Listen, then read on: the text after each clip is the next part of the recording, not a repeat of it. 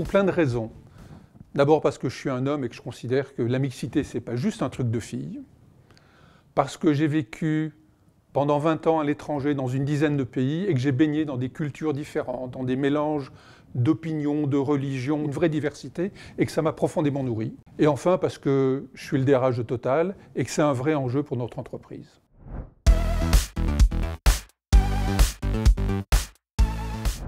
En 10 ans, beaucoup de choses ont changé.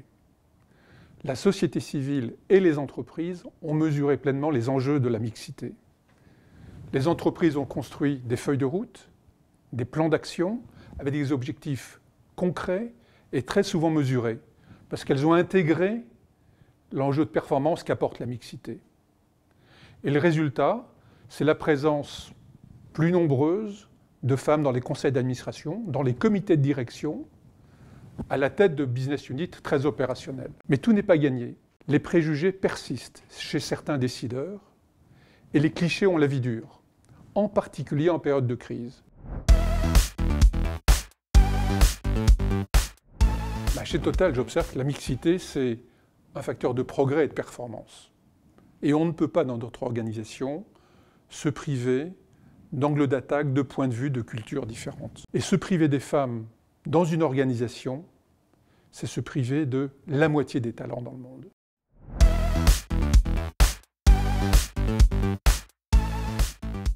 Mon conseil à une jeune fille serait « Soyez curieuse ».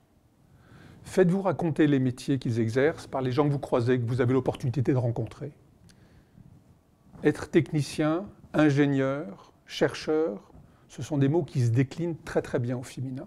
Les critères, c'est d'abord avant tout les compétences et un état d'esprit. Nous sommes le résultat de nos choix. Et pour choisir, il faut oser.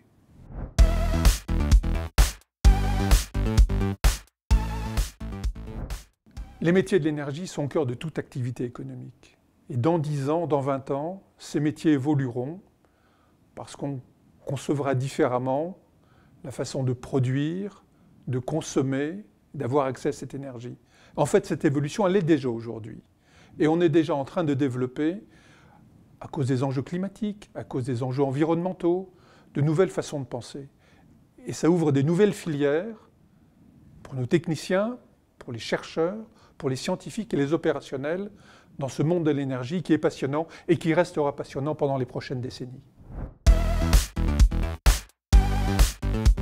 Le pari du témoignage, il est très fort et il marche.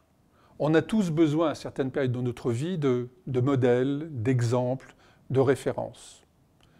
Et le témoignage est un déclencheur de vocation.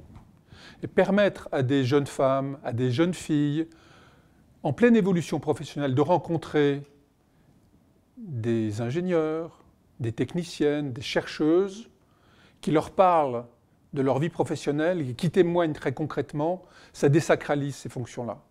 Et c'est un facteur de réussite. Aujourd'hui, Elle Bouge, c'est 360 établissements scolaires.